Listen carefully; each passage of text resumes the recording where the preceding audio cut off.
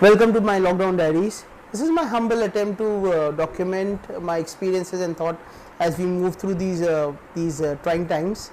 Today is what is the day today? Today is April 15th and it's a Wednesday.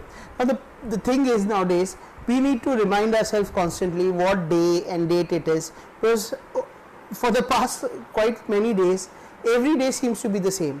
It's filled with a lot of course, we have filled with a lot of activity, lot of work, lot of discussion, lot of conversations, lot of con calls, lot of pitches and everything. The work and everything is there, but now it's evened out to the whole of a week. So from previously we used to work from a Monday to a Friday, and then we used to have weekends. So we were actually, while the week was going on, we would look forward to a weekend, but now every day has almost become like a weekday only, and we are busy most of the time. We have got course and everything. It's very unusual times that we are living off right now.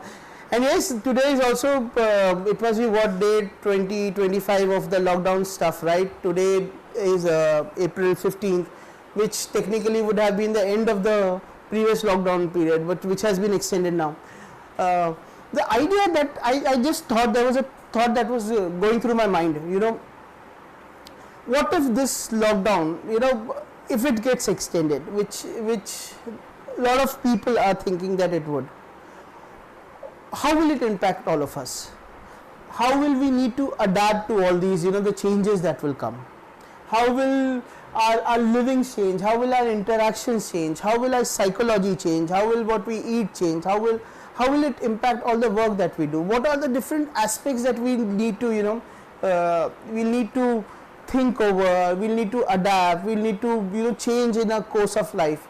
This is an event which is unprecedented. Again and again, that's become a word that's a favorite of not only mine, but I keep hearing from so many other people. The scale is unimaginable, and this is going to force us to force us to do a lot many things which we never thought earlier. Yeah, so I'll give you an example. There's a Harvard study that has come out yesterday in the scientific journal. They spoke about quite a few of these researchers. They've got together and they've created a report, and they've spoken about how that this lockdown period in US right now, the US specifically, won't end soon. The intermittent lockdown will go on till the year 2022, and the reason that is going to happen is because the virus is not really actually going anywhere. The virus is going to stay with us. The virus is going to be amongst us. It's not as if it's some plague or black death that will pass away with time, right? It is something that will stay with us, and we will need to adapt to it. We are already seeing something of these signs happening in South Korea, where after the first wave of positive stories that came about how they controlled the whole outbreak, they are worried about the next remission, where it's gonna come back again. So we have to get ready to this reality that we are gonna live through these time for quite some period of time.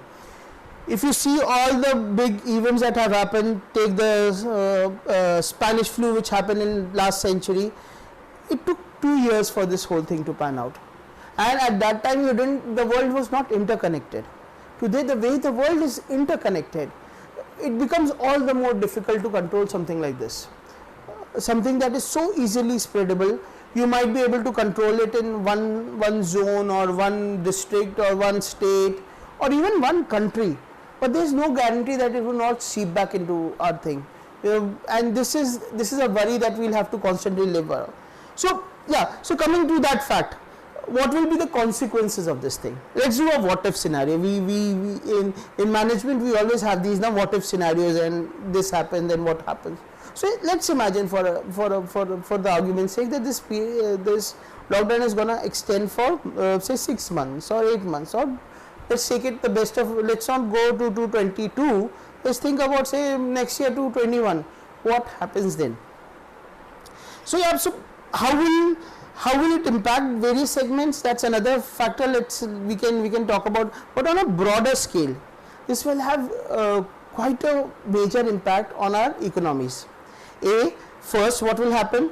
All the So you know, all the jobs that were directly related to production of any sort. So you have the farmers and you know, all the workers, all the manufacturing people. These jobs will become important, because while we are sitting at home, it's not as if we are not consuming any less. We are eating our food, we are requiring our food, the supply chains have to work, the goods have to be transported from point A to point B, you know, various things need to be done and all.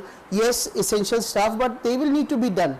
So the manufacturing and the farming sector will be very much immune to all these things. In fact, they will have to do a lot more contribution from their end. What happens to other sectors? What happens to other segments? So you have the what you call as a new economy, right? The new age jobs which are directly related to IT and telecom, and in those sectors, those are the things where you will see the real impact.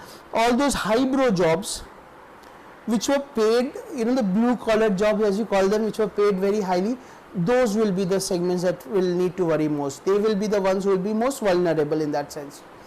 So we are already seeing that there's a report I was reading just today, that while there's a lot of excitement going about WFH or work from home, actually only 30% of jobs or 30% of the workload can actually be shifted on a work from home basis. So yeah, so all this excitement about work from home has a very limited appeal.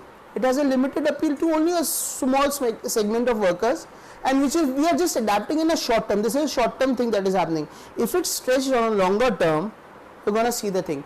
Companies will need to scale down, and let me first talk about, so I'm talking about various various segments of the economy. Let me take up media today for example sake, how media. So since I have been part of the media industry for all these years, so yeah, so let's talk about media first. We are already seeing that impact on the media industry. A lot of publications have already announced, a lot of publications have already stopped publishing. The Outlook magazine has gone off the chart. There are reports about how India Today has created a list of all the journalists and workers that will be asked to leave. Bloomberg Quint has asked it's a lot of its workforce to go on a furlough. Now furlough has become a new term that has become quite popular these days. That's actually leave without pay. You are hearing all these reports going across the segment. Now media basically is like the canary bird of the economy. So what happens whenever there is an economic crisis, the first thing that what happens with all the companies is they scale down their advertising budget.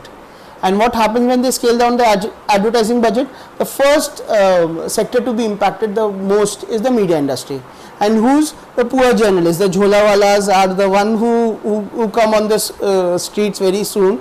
So that's the thing that we are seeing, and this is what is happening across the board. So yeah. We have the film industry. The film industry is thousands of crores. A lot of people, the stars we are seeing already, they are the largest taxpayers, they are the biggest contributors to the PM CARES fund, and you have a whole kind of thing.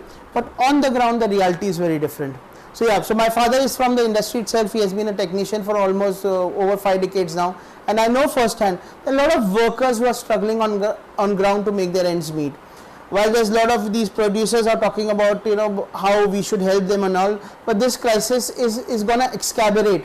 It's gonna become bigger, and there will need to be there's no releases that are gonna happen on Eid. Then I don't know possibly what will happen in Diwali. So all these big releases will become very very not possible in these coming times. We have the television segment. The television is flourishing pretty well. Everyone is glued on to TV these days. News segment television news is gonna go good. The another segment that's gonna profit from this thing, and they are gonna do well, is the OTT, the Netflix and the Primes and the Disney Hotstars of the world. They have become a very part and parcel of our life in a manner which we never thought was possible earlier. And we have become hungry for content. It has our requirement for series, our requirement for movies is become more greater with every passing day. And all these OTT platforms are catering to specific needs. So you have various Netflix, they are creating their own series. You have Prime Videos that is talking about, they are bringing on new shows after new shows, and these are the mediums that are going to benefit most. Now another medium that will see lot of excitement is the digital medium. So you'll have a lot of these websites, you'll have a lot of these portals, you'll have a lot of these, the best thing is now, thanks to all this broadband internet penetration that has become up, all across India. We are streaming, high speed broadband through our mobiles, we are streaming them in our homes to DSL and everything. Bandwidth is no more a concern. So what happens, we are consuming a lot of video content. So you'll have these portals which will talk about a lot of videos, will talk about, there will be a lot of these interesting things that will come up. And as usual, with every, as there's a saying in Chinese, which says with every crisis comes with its own opportunities.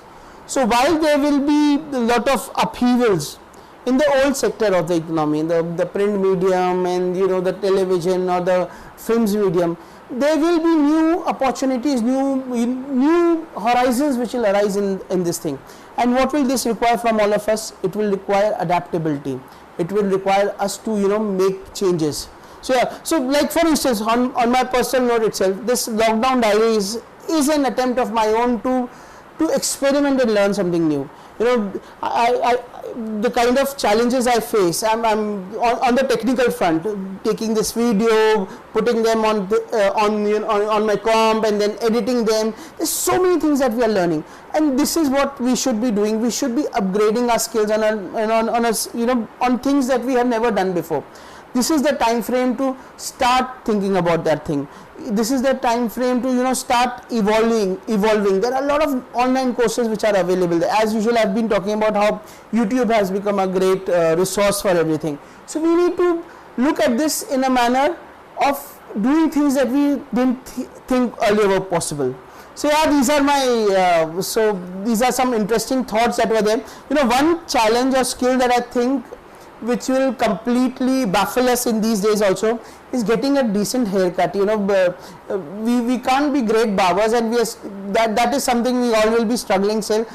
So besides that, most of the skills you can learn on YouTube, but that is one skill that you can't get from anywhere else. So yeah, on that hope, I'll take your leave, and I'll see you again soon. Till then, don't forget to wash your hands, stay inside and stay safe. I'll catch you again. Bye bye.